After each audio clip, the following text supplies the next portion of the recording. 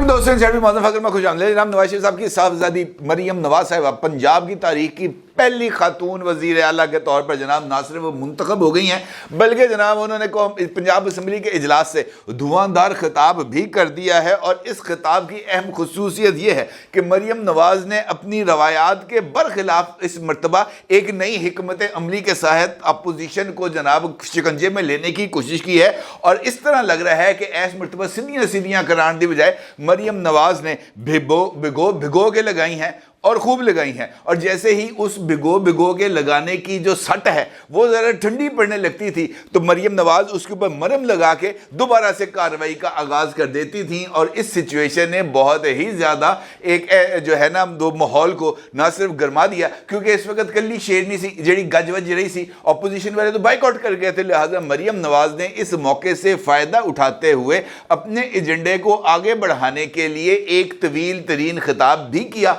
और अपनी पॉलिसीज के ऊपर से कर्टन रेजर भी किया। आप यकीनी तौर पर जानना चाहेंगे वो कौन से इश्यूज थे जिस पर मरियम नवाज की तरफ से खींच के बल्कि भिगो के लगाएंगी। आप यकीनी तौर पर यह भी जानना चाहेंगे कि मरियम नवाज का एजेंडा क्या था। आप यकीनी तौर पर यह भी जानना चाहेंगे कि अपोजिशन असेंबली में मौजूद क्यों नहीं थी। इस सारी सूरत हाल पर आपके साथ बात करूंगा, लेकिन उससे पहले पंजाब असेंबली का कुछ आंखों देखा हाल आपकी खिदमत में पेश करना बहुत ही ज्यादा जरूरी है, क्योंकि आज का इजलास इनफैक्ट मरियम नवाज का टेस्ट केस नहीं था, बल्कि आज का इजलास जो कि हो रहा था पंजाब असेंबली में, इनफैक्ट वो स्पीकर मलिक मोहम्मद अहमद खान साहब का एक इम्तहान था। और मुझे ऐसे लग रहा है जैसे नौ मुंतखब स्पीकर अपने पहले ही इम्तहान में ना सिर्फ बुरे तरीके से फेल हो गए, बल्कि उनकी कारकर्दगी भी नहायत नाकस और मुतासर कुन रही। क्यों? ये एक बहुत इंपॉर्टेंट सवाल है। अगर आप गौर करें तो अमूमी तौर पर पाकिस्तान तरीके इंसाफ या पाकिस्तान तरीके इंसाफ से एसोसिएट जो जमातें हैं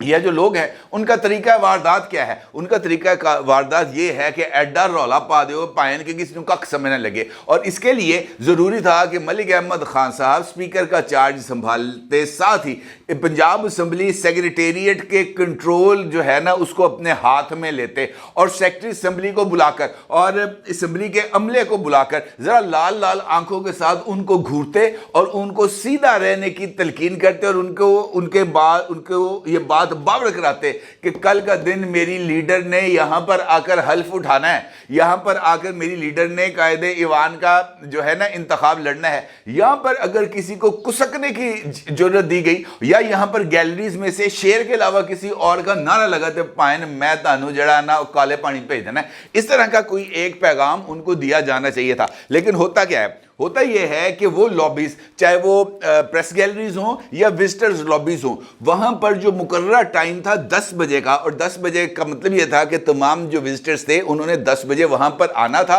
और 10 बजे विजिटर्स गैलरीज के गेट खुलने थे और लोगों ने अपने पासेस दिखाकर अंदर चले जाना था। जनाब 9:30 बजे ही विजिटर्स गैलरीज फुल हो चुकी थी और जो मुस्लिम लीग नून के लोग थे या जो जर्नलिस्ट थे हमारे जैसे, वो जब वहां पर पहुंच रहे थे वो अपने कार्ड्स लेकर वहां पर दिखाने की कोशिश कर रहे थे तो उनको बताया जाता था कि पायन अंदर तक गाड़ी बुक गई, अंदर तक हाउस हो गया फुल। और इस चक्कर के अंदर वो जो सारे के सारे यूथियापा था, जो यूथियापा वायरस था, वो सारे का सारा पंजाब असेंबली में घुस गया। और पंजाब असेंबली में घुसने के बाद वहां पर जो उधम मचा वो अपनी मिसाल आप है। मरियम नवाज के हवाले से, मुस्लिम लीग नून के हवाले से, नवाज शरीफ के हवाले से, शहबाज शरीफ के हवाले से, हत्ता कि मरियम नवाज के साहबजादे और साहबजादी जिनका इस वक्त तक पॉलिटिक्स के साथ कोई ताल्लुक नहीं है, ऐसे ऐसे हमले किए गए, ऐसे ऐसे जुमले कसे गए जिनको यहां पर मैं बयान भी करने से कासर हूं। और उसके बाद जब मरियम नवाज की एंट्री होती है ईवान के अंदर तो उस मौके पर भी जो जुबान इस्तेमाल की जाती है और जिस तरह के नारे लगते हैं वो भी खासी शर्मिंदगी का बायस थे।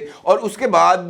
जो राना सनाउल्लाह साहब हैं उनकी एंट्री होती है पंजाब असेंबली में और राना सनाउल्लाह के आने के बाद कुछ सिचुएशन बदलती है इस वजह से कि राना सनाउल्लाह ने आते साथ ही कान को मरोड़ने के अमल का आगाज किया और फिर وہ تمام لوگ جو بہت زیادہ شور مچا رہے تھے ان کو ایک ایک کر کے وزٹرز گیلری سے نکالنے کے عمل کا آغاز کیا گیا. اور جس وقت ڈویژن کا عمل شروع ہونا تھا اس سے پہلے جب اپوزیشن کے رہنما رانا آفتاب صاحب جنہوں نے مریم نواز کا مقابلہ کرنا تھا وہ تقریر کرنے کے لیے اٹھ رہے تھے یا اسمبلی کی کارروائی کے بارے میں point of orders per speaker کے ساتھ بحث کر رہے تھے, یہ وہ لمحہ تھا جب پنجاب اسمبلی کے اندر شور و غل سب سے زیادہ عروج پہ تھا. حتیٰ کہ اسپیکر کو ایک سے زائد مرتبہ وزٹرز گیلری کی طرف منہ کر کے یہ بات کہنا پڑی کہ تسی چپ کر کے بیٹھ جاؤ, ادروائز آپ نے اگر اسمبلی کی کارروائی میں خلل ڈالنے کی کوشش کی تو یہ اچھی صورتحال نہیں ہوگی. اسپیکر کی اپیل کسی نے کانوں سے نہیں سنی کیونکہ وہ اسپیکر کے کہنے پہ تو تھوڑی آئے تھے, وہ تو سیکرٹری اسمبلی اور وہ اس تمام عملے کی وجہ سے آئے تھے جس کو گجرات سے لا کر چودھری پرویز علی اور چودھری منت صلاحی نے یہاں پر بھرتی کرایا تھا. لہٰذا ان کی ہمدردیاں ملک احمد خان کے ساتھ تھوڑی ہونی تھی, ان کی ہمدردیاں تو ہونی تھی منت صلاحی اور جناب چودھری پرویز علی صاحب کے ساتھ. خیر, رانا ثناء اللہ صاحب کی انٹری کے بعد ذرا صورتحال تھوڑی سی بدلتی ہوئی محسوس ہوئی اور ایسے لگا جیسے پنجاب اسمبلی میں واقعتاً کوئی ڈسپلن آنے کے امکانات پیدا ہو گئے ہیں. اور پھر پک اینڈ چوز کے عمل کا آغاز ہوا. ایک بندہ نکلا اور ایک بندہ آیا. وہ بندہ جس کے پاس کارڈ نہیں تھا وہ گیلری میں سے نکلا اور جس کے پاس کارڈ تھا وہ گیلری میں آتے رہے. اور پھر اس کے بعد ذرا توازن وہاں پر برقرار ہوا. اور اس کے بعد جب اپوزیشن نے بائیکاٹ کیا یہ کہتے ہوئے کہ جناب ایوان نامکمل ہے اور نامکمل ایوان سے قائد ایوان کا انتخاب نہیں ہو سکتا, تو اس نقطے کو مسترد کیا جناب اسپیکر نے اور ان کی طرف سے یہ موقف اختیار کیا گیا کہ یہ جو ویمن سیٹس ہیں جن کے بارے میں سنی اتحاد کونسل کا مطالبہ ہے کہ یہ ان کو الاٹ کی جائیں, وہ سیٹیں اگر ان کو مل بھی جائیں تب بھی وزارت اعلیٰ کے انتخاب کے نتائج کے اوپر اس کا کسی طرح کا کوئی اثر نہیں پڑنا, کیونکہ کل اسپیکر اور ڈپٹی اسپیکر کے انتخاب نے اس سچویشن کو واضح کر دیا تھا جو کہ سیکرٹ بیلٹ کے ذریعے ہوا. یہ والا جو الیکشن ہے اس نے تو سیکرٹ بیلٹ کے ذریعے ہونا ہی نہیں تھا, اس نے تو ڈویژن کے ذریعے ہونا تھا. جو مریم نواز کے حق میں تھے انہوں نے دائیں طرف کی گیلریز میں جانا تھا, جو مریم نواز کے مخالف تھے انہوں نے بائیں طرف کی گیلریز میں جانا تھا. لہٰذا یہ تو سب کی آنکھوں کے سامنے ہونا تھا اور اس معاملے میں کوئی بھی پارٹی کا جو عہدیدار ہے یا جو ایم پی اے ہے وہ فلور کراس نہیں کر سکتا تھا. لہٰذا اس بات کو رد کر دیا گیا اور اس کے بعد رانا آفتاب صاحب جو ہیں نامزد امیدوار تھے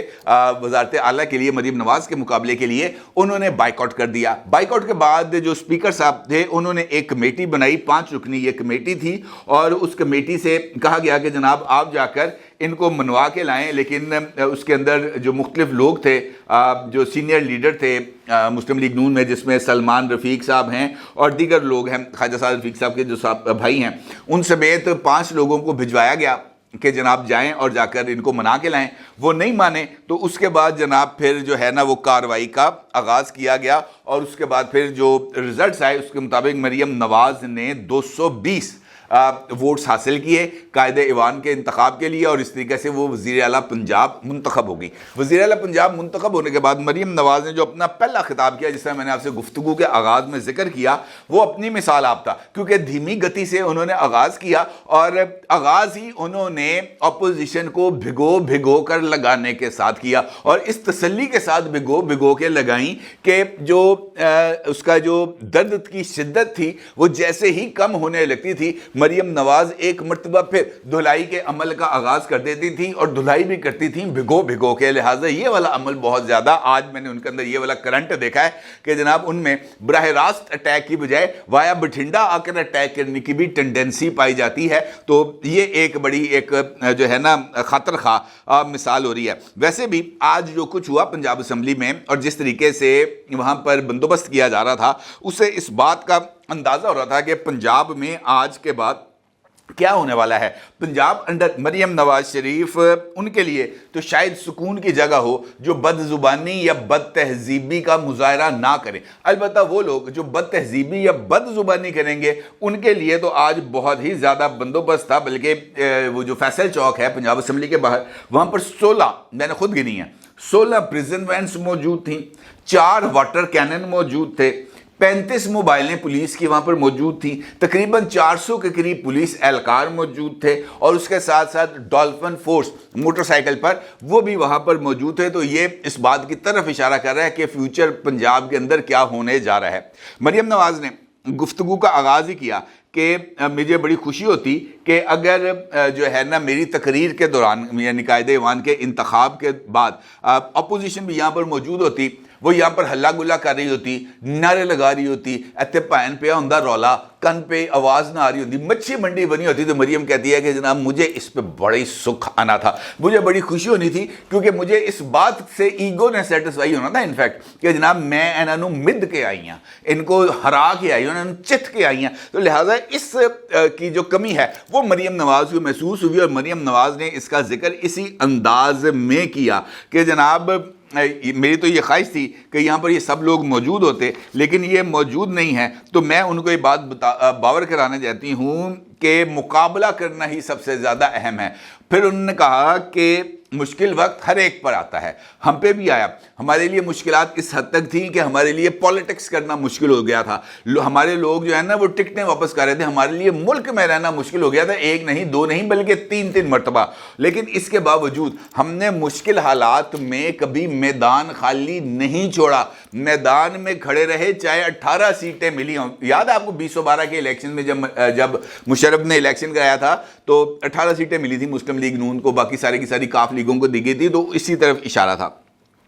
اور ساتھ انہوں نے جو عمران خان کی جماعت ہے جو اب سنی اتحاد کونسل میں آ گئی, انہوں نے تحریک انصاف عرف سنی اتحاد کونسل, تو ان کو بھی انہوں نے کہا کہ میدان خالی نہیں چھوڑتے, میرا مقابلہ کرنا چاہیے تھا. میرے لکھا ہوتا کہ جناب مریم نواز 220 ووٹ اور جناب رانا آفتاب 120 ووٹ میں 130 ووٹ جو بھی تھے, وہ تعداد آتی تو پتہ چلتا کہ جناب کس کے پاس اکثریت ہے اور کس کے پاس اکثریت نہیں ہے. لیکن انہوں نے کہا جناب آپ نے میدان چھوڑ دیا ہے تو وہ کہتے ہیں تسی ایتھے کھلوندے رولا پاندے چنگا لگدا, لیکن اب وہ آپ کی مرضی ہے. البتہ مریم نے جو ہے مفاہمت کا ہاتھ آگے بڑھایا اور ان سے کہا کہ جناب میں سب کو ساتھ لے کر چلنا چاہتی ہوں, اور میری یہ خواہش ہے کہ پنجاب کے اندر ہم ایک ایسے کلچر کو متعارف کرائیں جہاں پر اپوزیشن اور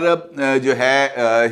حزب اقتدار یہ مل جل کر آگے بڑھیں, یہ ایک دوسرے کی ٹانگیں نہ کھینچیں. لیکن ایسا ہوگا نہیں. پھر انہوں نے اپنی ترجیحات کا ذکر کیا بڑی تفصیل کے ساتھ. جناب انہوں نے کہا کہ عوام کے مسائل کا ادراک ہے, یہاں پر جو مسائل ہیں صحت کے مسائل ہیں, تعلیم, یتیم بچے, ریاستی کی ذمہ داری ہونی چاہیے, اس طرح کے تمام ایک بڑا ہی کمپریہنسو قسم کا ایجنڈا دیا. لگ ایسے رہا تھا کہ یہ 5 سال کا منصوبہ نہیں ہے, اگلے 50 سال کا منصوبہ ہے جو مریم نواز صاحبہ دے رہی تھی. جو چیزیں مجھے اس میں سے اچھی لگیں وہ ایئر ایمبولنس تھی. ایئر ایمبولنس, اور خاص طور پر اس کے ذریعے جو انہوں نے واقعہ بتایا کہ کس طریقے سے وہ مری سے شانگلہ آ رہی تھی, مری سے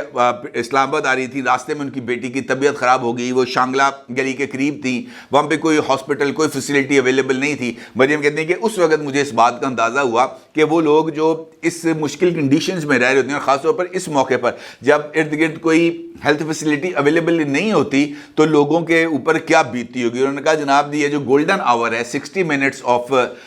ہیلتھ, یہ پرووائڈ کرنا بہت ہی زیادہ ضروری ہے, اور اگلے چند ہفتوں کے دوران ہی پنجاب میں ایئر ایمبولنس سروس شروع کر دی جائے گی. اور میرا مشورہ یہ ہوگا کہ یہ ایئر ایمبولنس سروس لاہور میں شروع کرنے کی بجائے بہتر یہ ہے کہ انہی ریموٹ ایریاز میں شروع کی جائے جس میں مریم نواز نے ذکر کیا کہ جناب میاں والی سے بندے کو لاہور آتے ہوئے یا جناب لوٹ ٹوپا سے بندے کو اسلام آباد آتے ہوئے جتنا ٹائم لگتا ہے کم از کم شکارپور سے کراچی آتے ہوئے, تو وہ اس چیز کو مد نظر رکھتے ہوئے ایئر ایمبولنس سروس کا استعمال ہونا چاہیے. ان کا یہ کہنا تھا. دوسرا پوائنٹ وہ تھا کم آمدنی والے طبقات کے لیے. عمومی طور پر پاکستان کی جو پاورٹی لائن ہے جس کو ہم کہتے ہیں نا جناب یہ غربت کی لکیر ہے, غربت کی لکیر کے لیے جو آمدنی کا تعین ہے وہ $100 سے بھی لیول کا ہے کہ جناب $100 تقریباً پر منتھ انکم ہوگی بندے کی, تو وہ پاورٹی لائن ہے. مریم نواز کا یہ کہنا ہے کہ ان کی نظر میں وہ آدمی جو اس وقت 60,000 روپیہ تنخواہ لے رہا ہے وہ بھی ایک مستحق فرد میں شامل ہوگا, کیونکہ وہ موجودہ دور کے اندر موجودہ مہنگائی کی شرح میں اس کے لیے 60,000 روپے سے بھی اپنے گھر کا خرچہ چلانا ممکن نہیں. اور ایسے مستحق افراد جو ابھی تک 60,000 روپے کی پاورٹی لائن ان کے نزدیک اب یہ ہے اس پر موجود ہیں, وہ ان کا ڈیٹا اکٹھا کریں گی اور ایک پالیسی بنائیں گی جس کے ذریعے ان لوگوں کے لیے جو